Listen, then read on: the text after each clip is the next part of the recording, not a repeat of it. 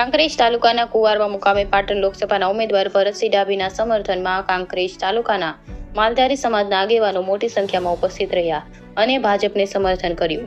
તેમાં ઉપસ્થિત રાજ્યસભાના સાંસદ બાબુભાઈ દેસાઈ, બનાસકાંઠાના પ્રમુખ કીર્તિસિંહ વાઘેલા, ધાનેરાના ધારાસભ્ય માવજીભાઈ દેસાઈ, ડીસાના પૂર્વ ધારાસભ્ય અને એપીએમસી માર્કેટના ચેરમેન ગોવાભાઈ દેસાઈ તેમજ પાર્ટીના કાર્યકર્તાઓ ઉપસ્થિત રહ્યા હતા.